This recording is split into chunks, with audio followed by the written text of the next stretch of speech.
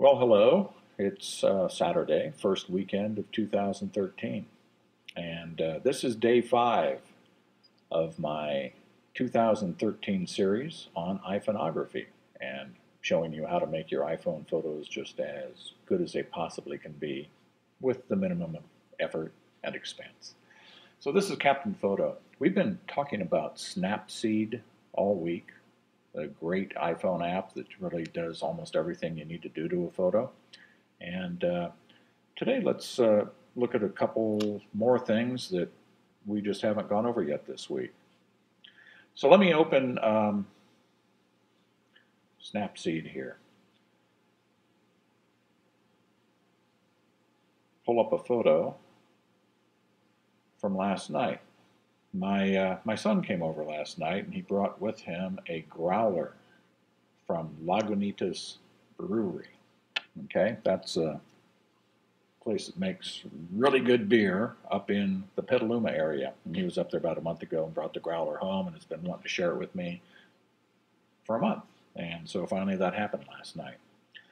So we were catching up, talking what's going on with work, what have I been doing, that kind of thing. And I told him about this series of iPhone tutorials I was doing.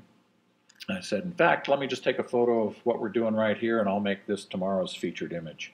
So I took a photo of the growler there. You can see the big bottle on the right, 2 glasses of beer.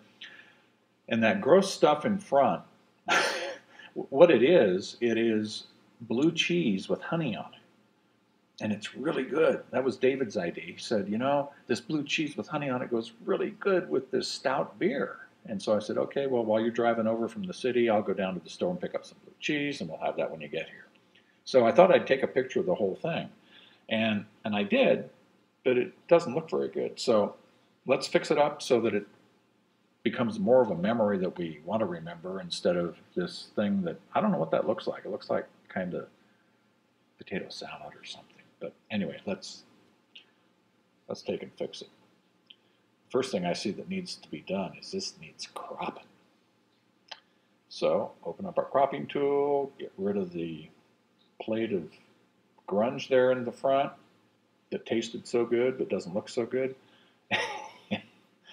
And we have suddenly made the photo look a lot better. Now we have more of the essence of the photo that we want to remember. And that's a pretty good tip to just keep in mind whenever you take any photo.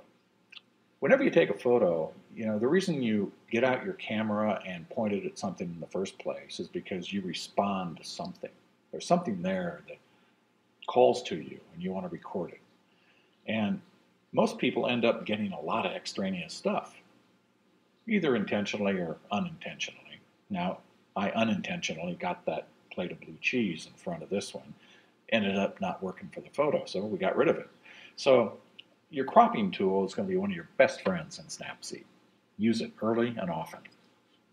Okay, so we've got it cropped.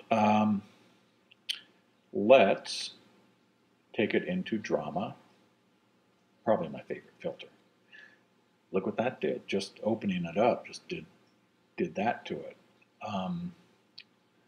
The saturation went down, so we'll raise that up. So that looks a little better. Filter strength. Let's see here. And leave it right about there. That looks pretty good. Right there, that's a whale of a lot better in just like, I mean, probably 30 seconds of time. Or less if you were just doing this on your own. Now what I want to do is vignette it. I want to darken the edges a little bit.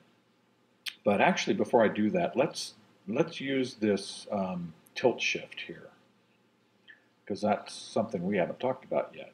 Okay, there's a bunch of parallel lines that come up that you see there with that big blue dot in the middle. Well, you can put your finger on that blue dot and move it anywhere you want in the photo.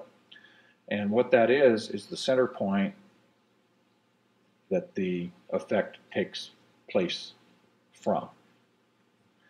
So you can put your fingers on either side of that blue dot and kind of give it a twist, like so, because what I want to do is keep the Giants logo in focus. I want to keep the label on that growler in focus. The rest of the stuff I'm going to sort of take out of focus. And then you can also spread your fingers apart and widen it if you want, the area of focus. So the area between the two lines, the middle two lines, stays completely in focus. And then between the two outside lines is kind of a gradient of going out of focus, and then beyond the outside line, it's like, okay, we're blurry now. And you can, there's blur strength here. So I'm going to increase this to the maximum, and you'll watch the glass in the upper left there, it'll just go completely. See, it's blurred out. So and what that does, see, the eye just naturally goes to anything in focus in a photo. And you can use this to your advantage in photos a lot. If you'll blur out certain areas that aren't as important or that you don't want the eye necessarily to go to, this gives big clues to people when they first look at a photo of where to look.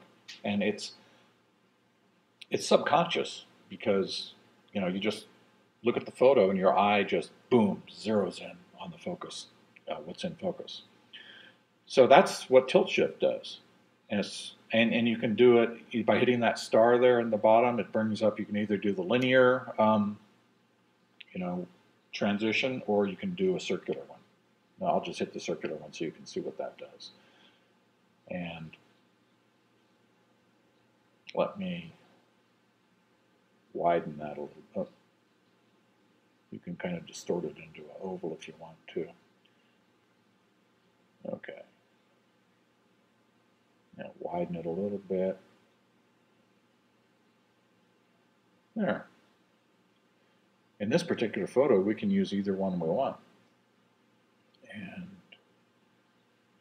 we can use either the linear or the oval. I think the oval is actually better for this photo. So there we go. Process that.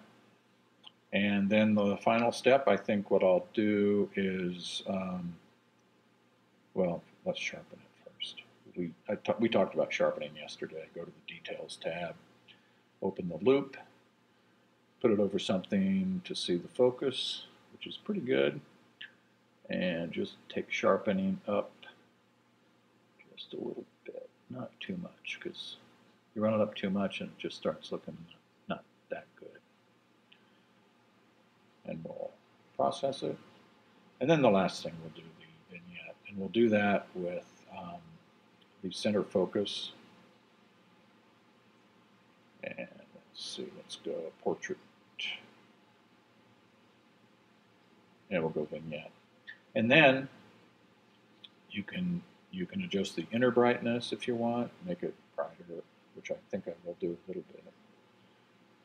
The outer brightness, take that down a little bit to darken it, which is the vignette effect that we're going for.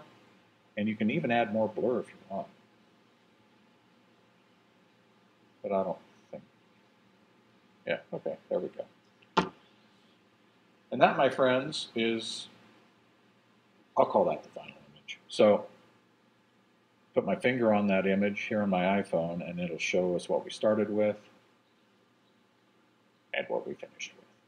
So even though this is not a piece of art, I would not say this is an artistic photo, and a lot of your photos won't be, but it's just a whale of a lot better photo as a memory of, you know, this moment than that. I would much rather look at this photo and think, oh yeah, the Lagunitas Cappuccino Stout. Wow, that was great beer. So there you have it. That's today's tip, and I hope it was helpful for you. This is Captain Photo. I'll be back tomorrow on Sunday with day 6 and another great tip for 2013 to help you make your iPhone photos the best they can possibly be. I'll see you then.